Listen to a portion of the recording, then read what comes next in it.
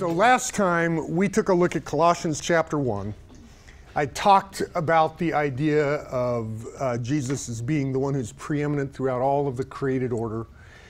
And I tried to make a case. One of the implications of that is that he is actually not only the God of like our spirit, our soul, our personal devotional life, so to speak, but he's also the God of our body, our culture, the creation in which we live. And interestingly enough, both our soul has a future in redemption, but our body does as well. And it would seem the created order does as well, because we are looking forward to life in the spirit, in a new heavens, in a new earth, in a new body. All of which Jesus seems to be planning on redeeming through the accomplishments of, as Paul says in Colossians chapter 1, through his blood shed on the cross. That's what he's using to reconcile and restore all things back to himself. So that's our great big eschatological vision of a cosmos, of a body, of a soul, of a spirit, of human culture, all being things focused back properly on the person of Christ. If that's what we're looking forward to in the future, the question is, what do we do now to help make that happen? And my contention, in effect, was, well, whatever we do, that's exactly what we mean by the integration of faith and learning. That is our mission here, is to say, okay, what do I do with this aspect of the created order in order to please Jesus? What should this sphere of human endeavor and activity look like in order to please Jesus? And I would argue with that perhaps Jesus has purposes for things we don't always even think about that way, like literature, arts, and things like that we somehow think kind of float on its own. It's an artificial human creation. And I'd like to push back against that notion and say, you know, I don't know that it is so artificial. I don't think it is arbitrary, and I'm not sure it's in any way devoid of divine design, that we are able to be artistic creatures, because we were designed in the image of God. And part of who God is the creator God. He looks at what is not and is able to make it be. And have you ever noticed that that is one of the distinctive features of human beings, is our ability to imitate God as sub-creators, as derivative creation. We always use the raw material that he has given us, but we do have the ability to transform and reshape our world as opposed to simply respond to it. Little side note here. That was what Karl Marx claimed was the absolutely distinctive feature of humanity. He said we shouldn't be called Homo sapiens, man the thinker. He said we should be called Homo faber, man the maker. Because human beings alone, of all of the living creatures on this planet, act upon our world and transform it. Whereas everything else is acted upon by the world and responds to it, roughly speaking by instinct and things like that. If my dog is cold, it shivers. If I'm cold, I make a furnace and move into a warm house. That's a really interesting difference, isn't it? And we are the transformers, remakers of the world that we have received from God. And that is one of the ways in which we actually imitate God. And so you see at the very beginning of the creation narrative, the creation narrative is perhaps the wrong word, the post-fall development of human history, it's really interesting to see how much of the development of human culture is cataloged in Genesis 4 and 5. So you have records of people who first made musical instruments or refined iron or steel or things like this. You have records of city builders and all these other artifacts of human culture. That is part of how God has made human beings to actually be able to live in the world. So this is a little bit of the background, and like I say, my point is to simply make the claim that Jesus has a plan for this stuff, and our goal is to line up with that plan. Now, that said, I have indeed noticed that there are certain other models and versions of the integration of faith and learning that are embodied right here on campus and in a whole variety of other places as I kind of look around the world at what I see people actually doing with integration. And like many things, it's helpful to both look at what the model is for what you'd like to have done, but also look at some of the ways that people do other near imitations and knockoffs because it often will illustrate some of the dangers and pitfalls that lie in the task. So I want to take a little bit of time to look at sort of these the perils and pitfalls of integration, what I've called here the marks of failed integration.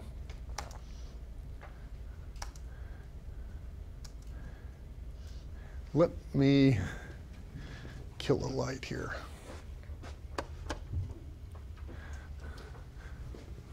So, hermit crab integration. I've bumped into this one more once. How do you like this guy? Is he not cute? I mean, I scanned, Google images for cute hermit crab, and it takes a long time to find one that looks that cool. Now, regarding a hermit crab, now that you know that this is a picture of a hermit crab, what do you know about that shell? What? That's its home. Anything else you know about that shell? Moves into it, grows out of it. Anything else that you know about the shell? Those are all true. Well, it's kind of always with him, though he moves into it and moves out of it. It wasn't his originally? Ah! Hermit crabs don't grow shells. They snag other people's shells. And if he is in that shell, that means some other mollusk drummed that shell up. And in fact, I'll bet you dollars to donuts, if you were to look on down that shell, you would find a little hole in the side of that shell somewhere. Because that's generally a mark that a parasite has gotten into that shell area, and it kills the mollusk that originally had it, but it leaves the bulk of the shell intact. And that is prime territory if you're a hermit crab. So this guy grows and grows and grows until he fills the shell, then he sheds it and goes picks up another shell. But he's always moving into someone else's shell. And the entire structure of the home in which he lives is built for him by someone else. Now, given that fact, why do I talk about hermit crab integration? Well, this is a thing I have discovered that distresses me somewhat when we think about the structures of human society, the nature of an academic discipline. A lot of the things that we talk about when we talk about integration, we have a habit of picking up an entire structure that has been made by worldly thought or secular thought, or sometimes even thought in direct rebellion against Christ, and then we try and sort of pack it full of Christian content. So if you want a really nasty example of this, let me take the institution of slavery. It has been with us for a long, long time. I think most of us has decided on balance slavery is not a good thing. But it's really interesting to pick up some Southern Presbyterian writing from the early 1800s. And you will find devout Christian authors going to the Bible to fill up a whole, shall I call it a theology of slavery, or perhaps a manual or handbook for slave owners that describes how you shouldn't treat your slaves, when you shouldn't beat them, when you shouldn't sell them, if you should sell them when they're pregnant, if you should sell them after they have kids. All of those sorts of questions carefully answered with wonderful biblical principles, but it never stops to ask the question, what about slavery? It took it for granted, and then took what it had taken for granted and packed it full of Christian thought and content without ever questioning the structure that it was packing full, and what its origin was, what its nature was, what its purpose was. This is a very keen insight that John Calvin had, somewhat in distinction to Martin Luther. So we have two great Protestant reformers, Calvin and Luther. Luther had a very strong sense of God's providence being manifested in the human structures in which a person lived. And so there was a very strong sense that you have this sort of two different realms, the realm of the sword and the realm of the spirit. Over one realm, the church was sort of predominant and was concerned with the first of the great commandments to love God. Over the second realm, the king was dominant and he answered directly to God, not to the priest or to the pope or to anybody else. and he would answer for the second great commandment, to love your neighbor as yourself. A pretty strong divide, and the answer to the question of how do you respond to whoever's in authority is basically obey them, because that authority has been ordained by God. How do you respond to the given social structures you're in? You live within them, because those are ordained by God. Calvin had many parallels actually in their view, but one of the interesting things he says, look, I'm sorry, we're talking about human beings. And when Calvin talks about human beings, his favored phrase, all of you who are up on your theology, and you remember the acronym TULIP. Did you guys get TULIP? Oh, yeah, you've had your TULIP. So what's the T in TULIP? Total depravity. Right. So I just want you to stop and think for a minute. Let's take 6 billion totally depraved people and have them come up with social structures. How do you think that will go? Well, Calvin probably agrees with you. Really lousy. So what is the likelihood that an established human social structure will be fundamentally evil? He says, well, pretty good. It isn't necessarily evil, because he believes both in the providence of God and also residual image of God in human beings. So for the family, for example, maybe a thing he would affirm as part of God's design. But when he bumps into a thing like slavery or certain structures within human work and things like that, the idea that they might be totally wrong and they might be as in need of renovation as an individual human soul might be, to Calvin seemed transparently obvious. So the idea of changing social structures to him was fairly okay. To Luther, there was a pretty strong sense of not doing that. So I'm just pointing out the danger of going Lutheran here, if I were to put it that way. In other words, to just take for granted these social structures. And I'm saying, you know what? You want to be really, really careful about doing that. Now, what might that look like today? Might not apply to slavery, because right now as a culture, we really are at a place, whatever practices may seem like residual artifacts of it, we are certainly at a place where we do not affirm positively the idea of slavery. So that isn't a thing you would go and find embedded in most of secular thought today and say, oh, let's go make slaves. So that's not going to be the one you're fighting the battle with. But what about some other areas that might deeply permeate our thinking that we might never call into question, but we might actually need to? Here's one. How about modern American capitalism? I tell you what, I bring this up in evangelical circles, I bring this up here at Biola, and I get a lot of pushback about this topic. But I would like to point out that as near as I can tell, it was Moses who came down from the mountain with 2 tablets, not Adam Smith. And the idea that Adam Smith might look at these sorts of structures that we have and say, hey, the rising tide will lift all boats. The best way to produce wealth is to have each person labor for their own self-interest and not have regard for the benevolence towards others, because in so doing you will actually serve the benevolence of others. And this is a good thing to point out about Adam Smith. He was not a guy who was unconcerned about morality. He was not a guy who was actually unconcerned about the common good. He just said, as a matter of fact, the best way to advance the common good is through your own enlightened self-interest. You basically seek to serve yourself. Now, how that pans out, well, you add 250 years to that sort of a theory, a good 200 years of pretty hardcore practice of that theory, and you get a whole batch of structures embedded in the society, just like we have in modern America today. And the question to stop and ask yourself is, how do we feel about those structures? Does the Bible teach unregulated accumulation of capital by individuals? Does the Bible allow for a place for restrictions on the accumulation of wealth? Does the Bible want us to be interested in other people's interest welfare directly by intervention, or just indirectly by the fallout of our own good behavior? And I have picked up several. I read a fair bit of stuff related to business, economics, and work. And I've read a lot of stuff from Christian writers in the evangelical world in particular that tend to assume lock, stock, and barrel an unquestionable positive quality to modern American capitalism. And I would like to argue that might not be such a good thing.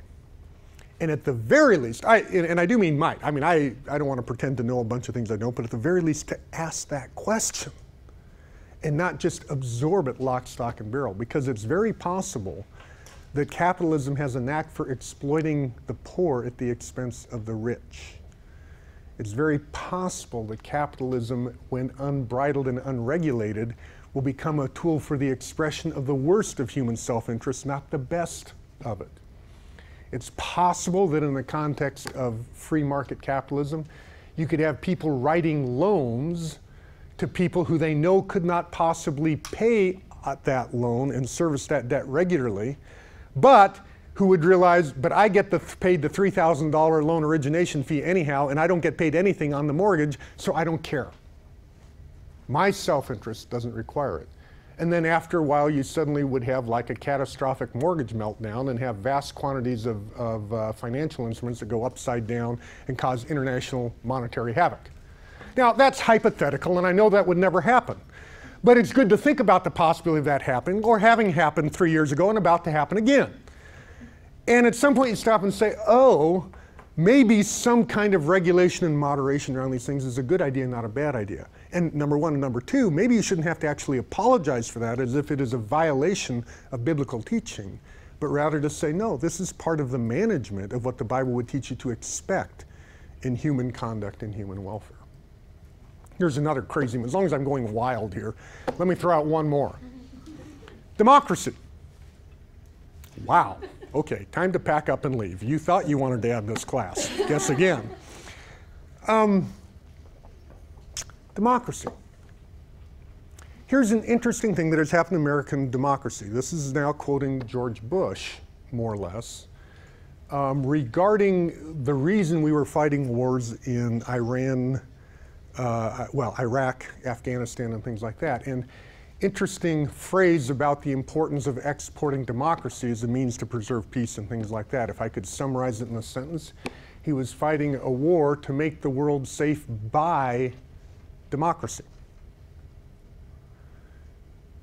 About 100 years earlier, Woodrow Wilson had proposed that we fight a war as well, with an interesting different terminology. Remember what Wilson said about World War I and why we should fight it? It was a war we were going to fight to make the world safe. Anybody remember his phrase? For democracy. By democracy and for democracy. You know what one is saying is democracy might have to be fought and defended. The other is saying democracy is self-defending. If you plant democracy, it will automatically flourish. Those are two interestingly different visions. And let me just back up another 100 years before that and stop and ask, what was the vision of our founding fathers? And the founding fathers were very adamant on this point with democracy, where they said basically democracy is not for everyone, but for a virtuous public. A republic of virtue is a phrase that was often used. He says you can't just let any old people be a democratic nation because they won't do good things. So you need to cultivate virtue in your populace to successfully be able to press a democracy forward. And I'm just curious what happened in the intervening 240 years to make us think by default democracies will automatically flourish. Is it because that's actually happened on planet Earth? Is it because we're so sure we don't need virtue anymore? What is it that has changed that makes us so sure that democracies are readily exportable to any and every nation all around the globe? And notice what I'm doing here is questioning an inherited structure. Now, please don't hear me say something that I'm totally not saying, namely democracy is bad, democracy is evil, or I want to dismantle American democracy. That's the exact opposite of what I'm saying. I'm saying you should celebrate the fact that America was the kind of soil which could grow a flourishing and thriving democracy. I think this is a wonderful accomplishment. The coolest thing in the world that you have probably never thanked God for, ex-presidents. Have you ever thought of what it's like to have, they're like flies around here nowadays. Everywhere you look, there's another ex. We got Clinton rattling around. We got a couple of Bushes. You choose. We've got all these people who are ex-presidents. Start walking around the world looking for ex-presidents. You know what you'll find? They're either exiled or dead. I was just in Uganda this summer, and the guy who is ruling in Uganda right now is working on, I can't remember his third or fourth term, but the point was when the Constitution was established, you only would get 2 terms. So after he was voted in, I can't remember if it was for his third or fourth, but after he was voted in, they found out, oh, by the way, we've got this whole problem with the Constitution that you can't actually have a third term. So by the end of the afternoon, the Constitution had been duly changed. And he is now in whatever version of term it is. And I was talking to some people there in Uganda about this, and they're comparing him in many ways to Idi Amin in terms of the level of corruption and destruction that he is carrying out in his own country relative to his own people. It's a very distressing situation. And then I was talking to him about, well, what would happen if you just voted him out of office? And there's sort of a laugh. That's when they explained to me what had happened in the previous go-rounds, number one. And number two, they said the other thing is that probably anyone who was merely voted into office would not be respected, and whoever would actually be able to take power, to keep power, would have to take power by force. Can you imagine? And I would just like you to stop and think about the preconditions within a culture that allowed democracy to thrive and flourish. Respect for the law, above respecting violence and force. Is that a thing you can take for granted on this planet? Wow. A literate populace, a willingness to, well, I mean, the list goes on and on of the different factors that you suddenly realize might be preconditions for democracy, not be things that democracy automatically creates. And again, at the very least, I would like to have us as Christians stop and think carefully about things like democracy. And the reason I point these two out probably is obvious to you, capitalism and democracy, is that these two things are nearest and dearest to the American soul.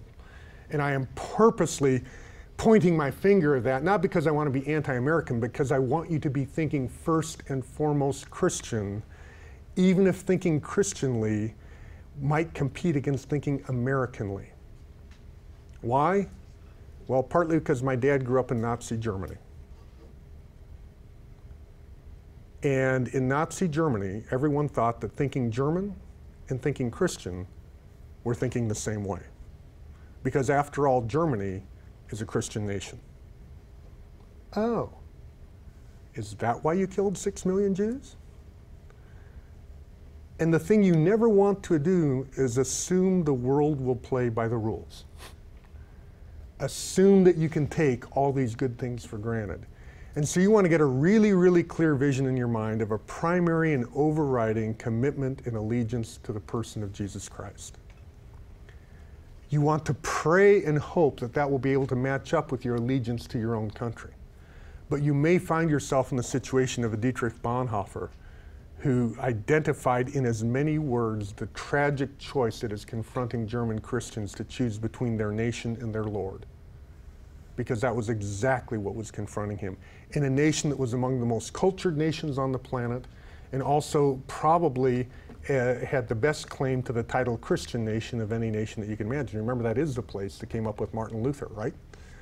That is the place that helped bring the Protestant Reformation out of Christendom.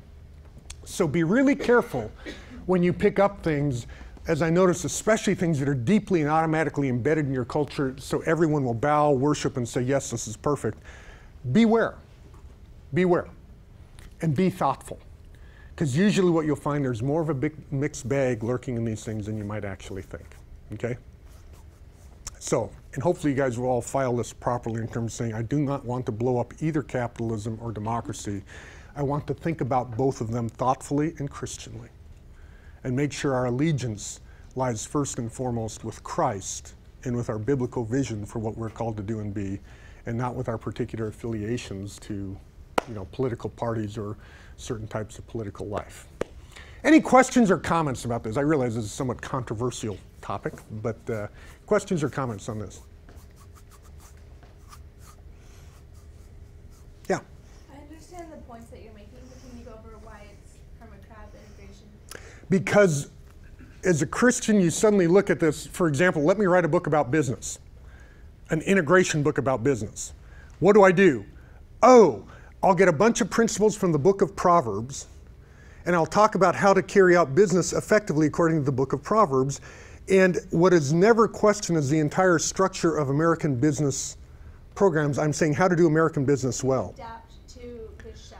The shell of American business structures, American political structures. There's a big one right now, American political parties. So right now when we think politics, we often think, well, Democrat or Republican. How about none of the above? And so we tend to pick up a whole ton of thinking that is being handed to us from somewhere else that is not necessarily biblical in its roots. And then we kind of move our Christian thinking into that shell. So you get a lot of, in that sense, in fact, probably the Republican-Democrat issue is a very good example of this, where you have these well-formed political institutions that have very comprehensive political platforms. Christians tend to look at a few flashpoint issues and say, I absolutely hate how this party deals with that issue, so I'll be a member of the other party. Okay, fair enough. I understand why you don't like that issue, but did you ever think what you might suddenly develop lock, stock, and barrel by moving into the not shell, but platform of a particular political party, and suddenly you're endorsing a whole batch of things that if you were to bring in under more critical scrutiny, you might not want to endorse. So that's how the game works. That's the danger, that's the play. And yeah, you find a lot of stuff that's written that way. Okay, so that's hermit crab. Let me give you another one that is somewhat similar, Christmas tree integration. So here's how this one works. You apply for a job at Biola University. You have recently finished your PhD in sociology, and you think, I'd really like to teach at a Christian institution. So you do your application, you get all that stuff done in November, and then you go meet with your department and all this, and they forward it to the board and all this kind of stuff. And not that this would ever happen, but like somewhere about July, they finally tell you, yes, we'd love to hire you. And you go, oh, great, I finally have a job. And then you suddenly go, oh my gosh, that means in 3 weeks I have to start teaching 4 different sections of this class. And all of a sudden you're in a panic and you're trying to whip your syllabus together and you're thinking, okay, this is great. What am I going to do? Oh, I'm teaching Sociology 101. Oh, wait a minute. I taught Sociology 101 for 2 years at Cal State fill in the blank. This is perfect. I'll just take my syllabus and teach it here. And then you suddenly are haunted by this conversation you had with the provost. We want the integration of faith and learning in all of our classrooms. That will be part of how you do your student evaluations and part of promotion. And you're like, what'll I do? And then it suddenly dawns on you, I could take this entire syllabus, go through it, and attach Bible verses to all the relevant lines that I found in that syllabus. Key indicator that this might have just happened is when the words match up, but the concepts do not. So this one has poverty, and you get 3 verses with poverty. You realize they don't have nothing to do with the point of the syllabus at this point. And you begin to go through this and say, oh my gosh. You know what they've done? Is that they've taken an entire core of thought from some other source and decorated it with Bible verses to make it appear Christian. A little bit like a Christmas tree. What kind of a tree, what sort of trees do you use for making Christmas trees? Pine trees. We'll make them pine trees. You can have spruce, you can have other things too, but pine tree. So here's my question. We're taking a pine tree, we want to turn it into a Christmas tree. How many baubles do you have to hang on a pine tree before a pine tree becomes a Christmas tree? Here's my theory. It doesn't matter how many you stick out, it'll still be a pine tree, right? Put 12 billion on the poor thing, it'll die, plead for mercy, but it'll still be a pine tree, right? There is no amount of hanging baubles on afterwards that will ever change the kind of tree it is. That's the danger of the Christmas tree approach. It isn't looking at someone's syllabus and saying, you don't have enough Bible verses hung on that baby. The point is that that baby was cut out of a different soil and been planted in a biblical context and decorated with Bible verses to make you think it's Christian. But it isn't, as a matter of fact. And it may not be anti-Christian. It just isn't Christian in any particular or interesting way. Here's this isn't so much of an academic example, but it's an example that comes from more than one, seems like marriage conferences really like to do this thing. about different personality types, because husbands and wives have a knack for drumming up different personality types and saying, oh, let's have opposites attract, and then let's try and live together. So that's the story of marriage. So one of the personality type things we like to pick up are the phlegmatic, choleric, melancholy, and sanguine, right? You heard those 4 personality types? And so what they will do is to say, so a choleric person is kind of a loud person, talks a lot, probably always gesturing, kind of hyper enthusiastic. I don't know if you know anyone like this, but if you found a choleric person, you'd probably recognize them by their loudness, gestures, and passion. So you have choleric type people, you have the melancholy people who are kind of sad and quiet and mellow, and then you have the sanguine. What are they? They're happy, they're optimistic or something like that. And the phlegmatic are sort of just a steady Eddie, get along with life and that kind of a thing. So you find these 4 personality types, and then you say, wait a minute, I've read my Bible. Have you ever read the Gospels about Peter? There's not a stupid thing that he never thought not to say. And given the opportunity, he'll always do something dumb, big, and loud. He is the quintessential choleric. Perfect. And then Timothy. Paul's like, Timothy, buddy, fan into flames the gift that's in you. Would you get moving, dude? Melancholy Timothy. And then we have a phlegmatic Barnabas, or whoever, is your phlegmatic. And they go through the scriptures, finding an illustration to hang on the structure of a thought that they got from where? A pre-Socratic philosopher is the guy who came up with those 4 personality types. And I don't care how many biblical characters you hang on them, that doesn't turn that into a biblical thought about personalities. Now, the fact that you can find 4 biblical persons who match up with those personality types might make you think, gee, maybe there's something there. I'm actually okay with that observation, no problem.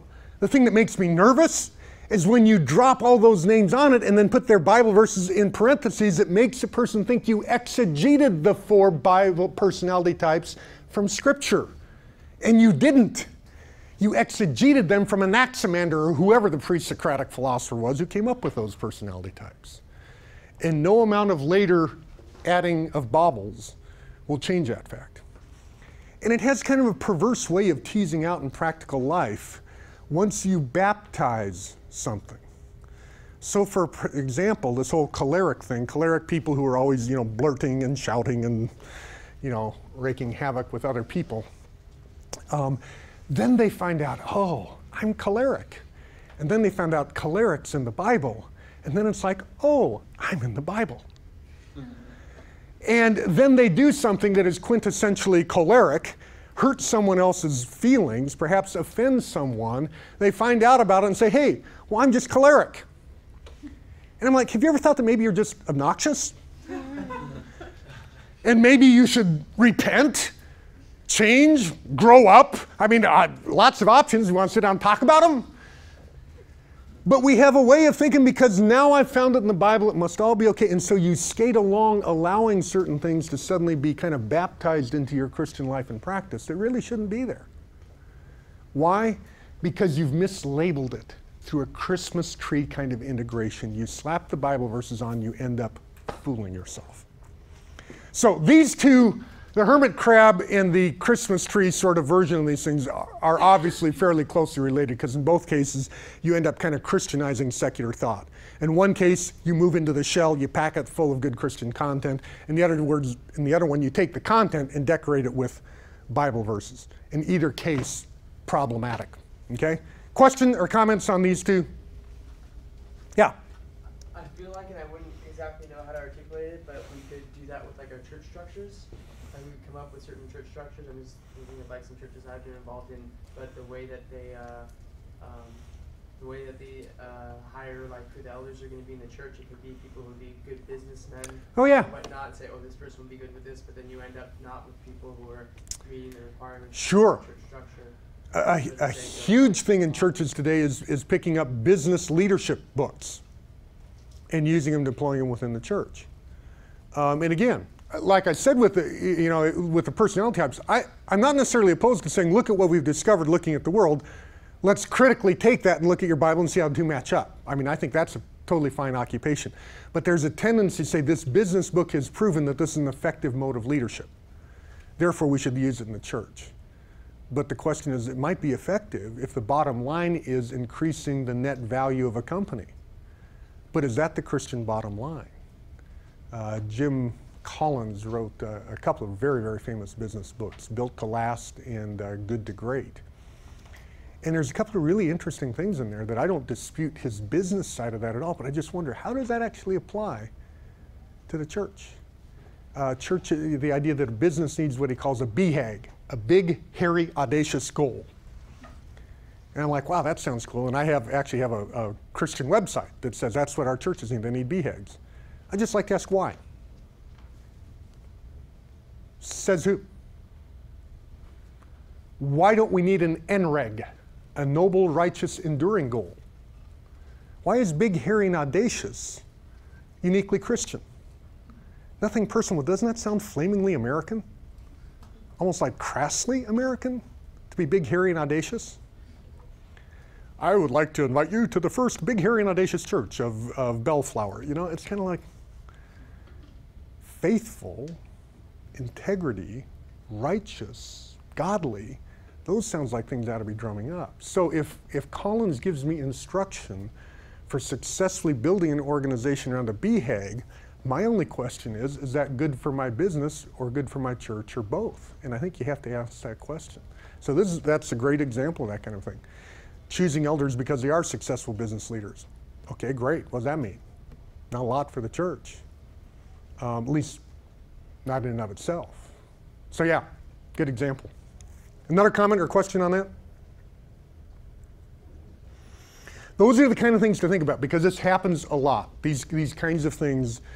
Integration is not a thing that's confined to the academic environment. All these things very much apply in broader contexts. Tribal integration. Gotta like that guy. I have no idea how the feather got there, and I don't want to know.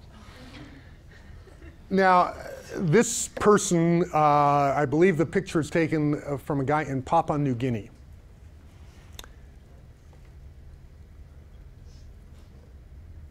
What's the Port Moresby? Is that the capital of Papua New Guinea? Who's Yeah. Port Moresby?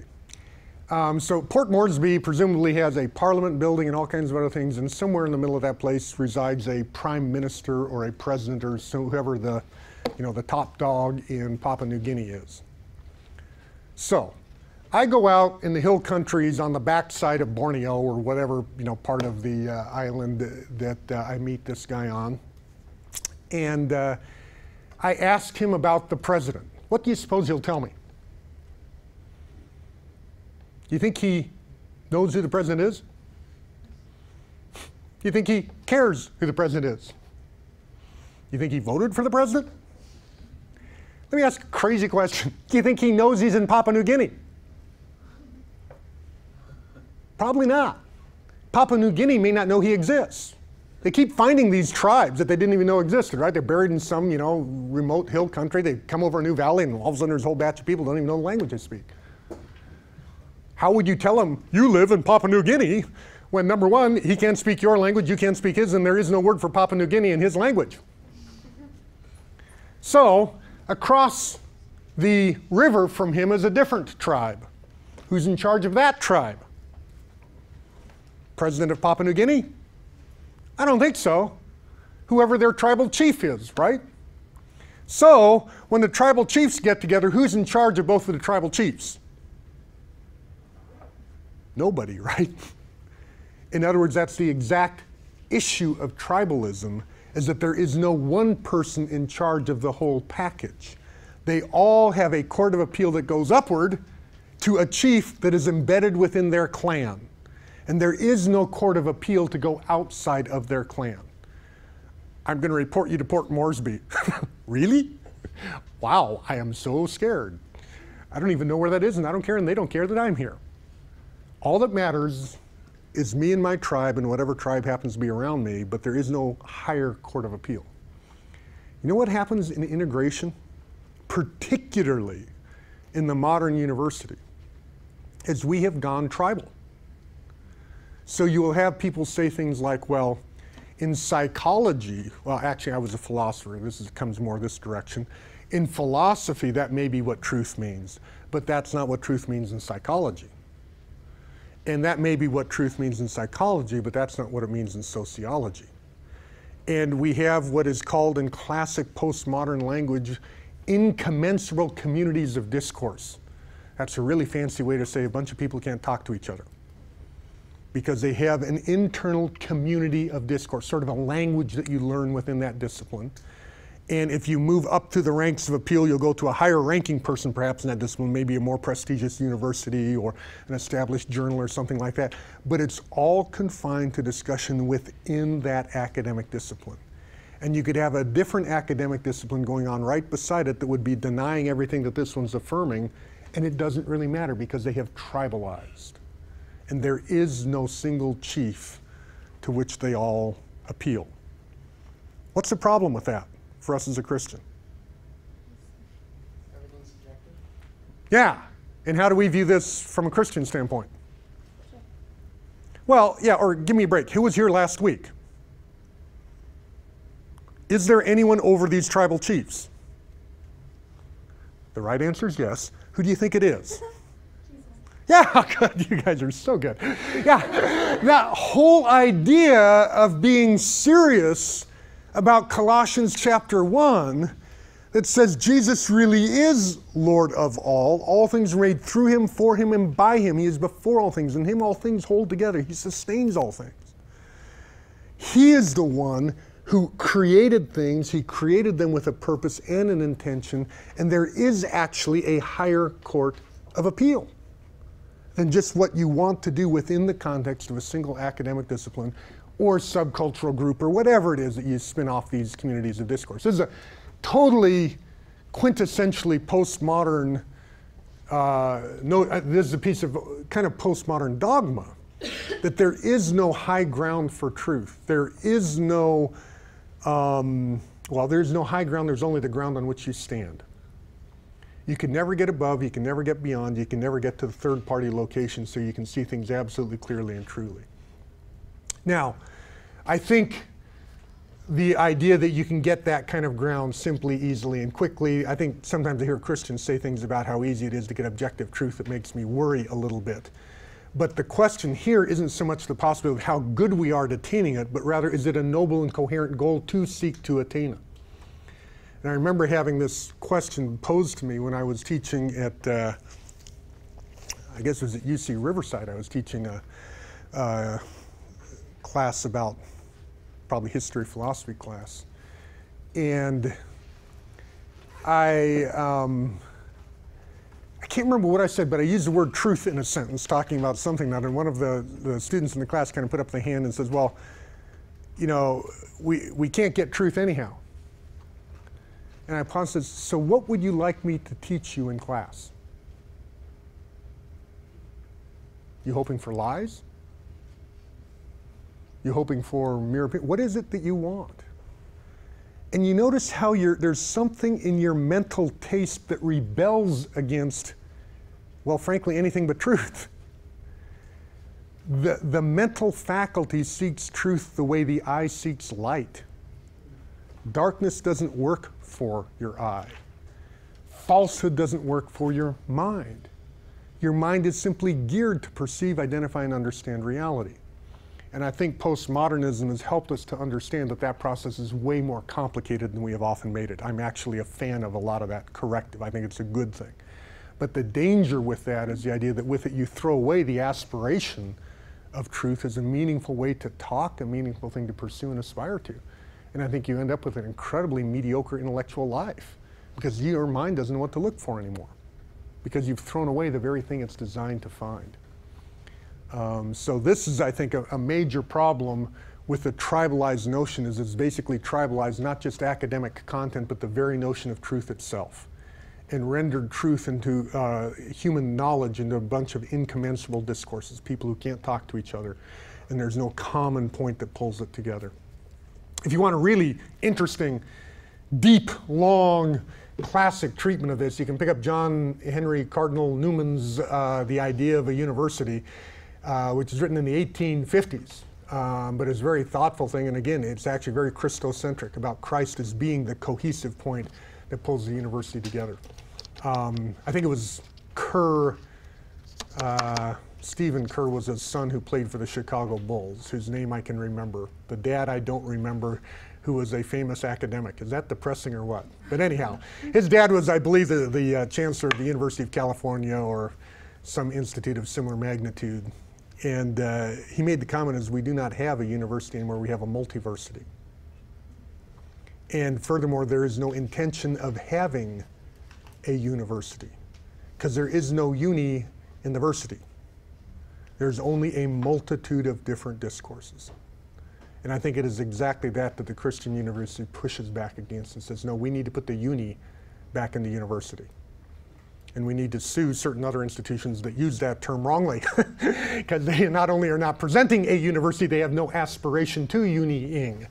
They are happy to multi-ing and never pulling those elements together. Now, when I talk about this, sometimes people ask, why do you care? I mean, what does sociology really have in common with physics, have in common with theology, have in common with history? You know, do you gain anything from doing that? And here's my thesis, is that the answer to that question is actually very much yes. And perhaps the easiest way to get to that idea is not to think through the multiversity university framework, but to take the analogy of music. And let me present the idea of a symphony to you. So when a person writes a symphony, they write it in many parts. So you might get the bassoon part, and you might get the first violin part, and you might get the viola part, and you're playing the flute. And so I give everybody the music for Beethoven's Ninth. And there's a flute line and a viola line and bassoon line, and the timpanis are back there doing their bam, bam, bam thing, and everybody has their own lines of music for the entire symphony. So what happens if you say, small room, can't get both an audience and the whole orchestra in here, I have a plan. We'll bring in the audience, because they're the ones who pay the bills, and I'll bring to the timpani player and he'll play his part, and then I'll bring in the flute player and she'll play her part, and then I'll bring in the violinist and he and she will play their parts, and we'll play all of the parts sequentially. How's that going to work? Really lousy, right? And here's my question, how long will you have to listen before you hear the symphony? Well, forever. The symphony will never be played because it's never heard together. What you will get instead is probably polyphony, many sounds at once, or perhaps cacophony, noise. But what you won't get is a symphony. You won't even get close to a symphony. Have you ever heard, I mean, if you guys have ever played music and you get like a second or third violin part, played on its own, it's just a disaster. I mean, it's totally pointless. You go, why in the world do you want me to play this? Well, because if everyone else is playing, it sounds wonderful. Well, this is the idea of a Christian university, that somewhere you say all of these things were written for a single symphonic purpose. This entire cosmos is meant to represent the glory of Christ. And only when I hear it played symphonically will I have that full sense. And here's my personal life passion for integration, that we would never have a single student graduate from Biola University until he or she has heard the symphony. They've actually heard these disciplines speaking together. And that is a danger of sending you off to a sociology class, and off to a psychology class, and off to a Bible class, and off to one of these other classes. Where do you hear the symphony? And the answer is almost never. The hope would be the answer to that question is when we start doing integration, either in a class or within individual classrooms. My hope is this happens actually regularly in our classrooms as people try and pull these things together in proper relationship to one another and to Christ. That's the point of doing integration and the real value that you get out of doing it. And that's what tribalizing totally destroys, because you're assuming that they weren't meant to be played together. You don't even aspire to have them talk to one another. And the disciplines become incredibly tribalized or balkanized, as a reference to the Balkan states who always fight with each other. Okay, worldview integration. This is one that you might think I would be a huge fan of, because I've talked so much about Jesus being Lord of all and the world sort of ideas that are associated with this. And let me point out that I, in many ways, really am a fan of worldview integration. Here's my biggest worry about it. When we talk worldview, just kind of as a matter of fact, perhaps historical accident in our culture, we tend to think of really kind of high-powered philosophical and theological notions. Don't you get worldview stuff in philosophy classes and things like that, or sometimes in theology? And here's my experience as a guy who was not only a philosophy, well, my PhD is in philosophy. I quickly discovered, simply by saying that fact to people, that for many people, philosophy doesn't just exactly work. Thank you. I took a philosophy course, and now I know that it doesn't work for me. I never want to darken the door of the philosophy department again. And I remember this even when I was in college. Francis Schaeffer was a really big guy. You guys, anybody here read Francis Schaeffer? Okay, how many have heard of Francis Schaeffer? Okay, so that's typical. In my generation, this is no credit to us, this just would be true. If I was with a batch of evangelical students in the 70s at a college and asked how many have read Francis Schaeffer, almost every hand would go up. But then I would have asked an interesting second question. How many of you understood Francis Schaeffer? And that's when like two people's hands would go up who got it. And they were the ones who were going to go off and be philosophy or theology majors, some other weird screwy thing with their strange brains. And the problem with this, the worldview mindset, it has become very strongly covered, frankly, by Dutch neo-Calvinism and Christian philosophy. I happen to get a big kick out of both of those, so I like this just fine.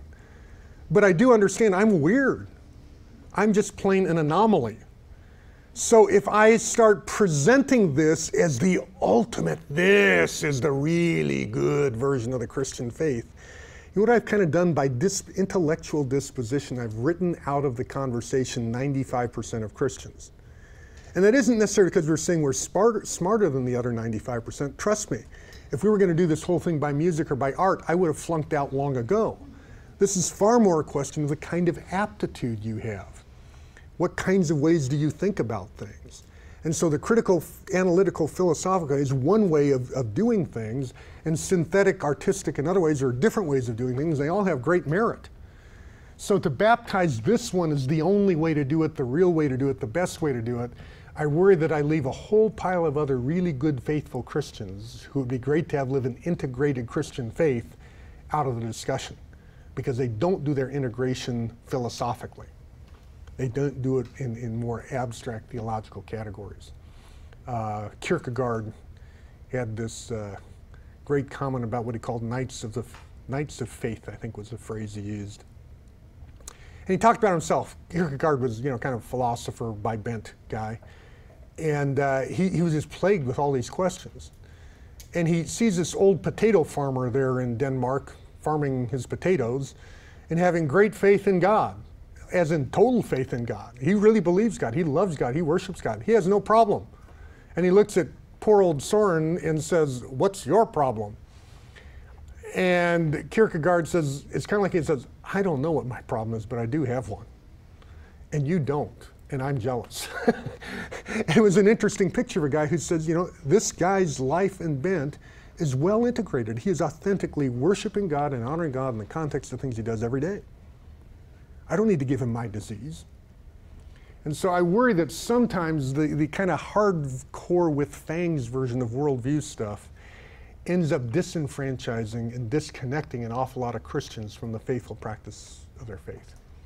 So that's my only concern. Done well, it's a great thing. Francis Schaeffer actually, and Abraham Kuyper, two of the people who in many ways would pioneer this, were actually great examples of people who were very much involved and engaged in their societies and their cultures at the time. Francis Schaeffer was a very active person in a variety of ways in the arts and other things like that. Abraham Kuyper was the Prime Minister of the Netherlands in the early 1900s. He was a journalist. He was very, very involved in his culture, very active guy. So it isn't that I want to blame them so much of being ivory tower intellectuals, as that those who have followed in their wake have sometimes drifted in that direction, and that's of concern. Imperial integration. This goes two ways. Who do we have here? Napoleon, yes, you can always tell by that hand on the stomach program. Here's my thesis. If Napoleon had won the Battle of Waterloo, we would probably all be speaking French and far more worried about our pronunciation than we currently are. Because I think the French enormously highly value their culture and would tend to export it and want everyone to become French on French terms. Why do I think that? Well, because they actually have a ministry that enforces their language from incursions by creepy things like Americans and other English speakers who keep sticking words into their language. They view their culture in a way that's somewhat different than how we view ours. And you want to do it on their terms. That's sort of the idea. We have it right, you need to do it our way. I've noticed this in the academic discipline world, is that oftentimes we want everything done by some dominant discipline's way of doing things. Who's likely to do the French model? I would argue that actually the Bible department is likely to do that. We want everything done and thought on our terms. We're skeptical of any source of truth that isn't our source of truth. We're skeptical of ways of framing a discussion that isn't our way of framing it. That's just the danger. That doesn't mean it has to be done that way. That's just a natural way for it to drift. If I were to suggest an alternative model of the imperial integration, it's the Roman model. This is an interesting one. The Romans were great world conquerors, probably even better than Napoleon was. But one of the things that they were is enormously pragmatic. They didn't teach people Latin, they let them speak Greek. That's good with us. In terms of worship and a lot of those other practices, there was actually substantial freedom for other kinds of worship in the Roman Empire in their conquered territories, except what they like to do is say, we want you to make a single pledge of allegiance every year. So you take a pinch of salt, you throw it into the fire, you say Kaiser Kyrios, Caesar is Lord, and then you get your certificate stamped and you're good to go for a year. Go back and worship how you want. You mind if I worship, you know, Jesus, Moses, fill in the blank, whoever you got is not very much? No, not very much at all. You had a, you know, you do your thing, but once a year you pledge that kind of allegiance to remind you who's really boss. That was sort of the technique. Now Christians, of course, didn't like that because they thought Jesus was Lord, not Caesar. So they ended up on the wrong end of lions and all those other terrible things in the persecution. But from the Roman standpoint, they view themselves as being very magnanimous on that point, very open-minded. We're happy to tell her, just sign it off once and you're good for the rest of the year. Integration models like this. Sign the doctrinal statement once a year. Then teach any way you'd like. Give an introductory lecture the first day of class where you share your testimony or your favorite verse. The rest of class, teach any way you want. And you notice that mindset and effect of the symbolic gesture in the direction of the respected imperial power. If that imperial power is a Bible, we'll give you the respected gesture, and then we'll get on with doing whatever we want to do. Obviously, if you were to think of the metaphor, the companion to what I just presented, perhaps this would be the kind of thing that would happen in some of the other academic disciplines where there may be tension with the Bible, and so you make a gesture in that direction and get on with business the way you'd like to the rest of the semester. And I would just like to argue neither one of these are very good options. We need to engage in meaningful dialogue between the disciplines and Scripture, and actually between the other disciplines themselves, to get this symphonic sort of vision for what the world is meant to be like. These are both things that will defeat that in their imperial models. Let me give you one more here, and then we will take a break, and I'll answer any questions too. The Stonehenge model, you know, I wouldn't have ever used this one 30 years ago when I was in college. The idea of things that are mysterious, unusual, all that kind of stuff were kind of thrown out. It was a pretty hardcore, we've got the facts, scientific kind of an orientation, and religion was viewed in a very negative light because it's all mushy in its thinking. Well, somewhere in the 90s, we started looking for angels in the outfield. And you know, seventh heavens and all these other things, and suddenly X-Files and aliens and angels and all these other kind of mysterious, unknown-y kinds of things are all really cool. So if you want to take your Bible religion stuff and drop it in the bucket of the really cool, unknown, mysterious, Stonehenge type things, people are good with that, or comparatively good with that. Yes, the miracle and the marvel of the paradox. Go for it. But if you want to draw any substantive truth claims out of the Bible, if you want to say the Christian faith offers things that help a person understand reality, all of a sudden you realize that's not allowed. That's not very Stonehenge-y, so to speak. You're pushing your Bible in on truth claim basis, not on mystery, angels, and alien basis. And we've ended up with a kind of a version of integration that happens sometimes where the way we get our Christian faith in is simply under the category of mystery, marvel, and unknown. And if the Christian faith wants to know anything at all, it's unwelcome. And I think, you have a quote from Carl Henry printed in your notes there? Yeah. So you have a quote from Henry that says that actually very, very nicely and summarizes that point fairly well. So these are a half a dozen kind of failed models of integration that I guess I kind of want you to be aware of because I see them so often. In fact, I might even give a little disclaimer. Some of these I have discovered by looking at myself. And I suddenly realized something that I was doing. You may have walked out of a class an hour ago where a professor was doing something like this. Let me encourage you not to freak out over that notion. Yes, this happens. These are kind of natural ways we can do it. And all I'm trying to say is there's a better, richer, and fuller way to pursue integration. It isn't a freak out moment if we happen to drift in this direction. It's fairly natural for most of these things to happen. But the encouragement is that we seek to do it just a little bit better or more completely than that. Biola University offers a variety of biblically centered degree programs, ranging from business to ministry to the arts and sciences. Visit biola.edu to find out how Biola could make a difference in your life.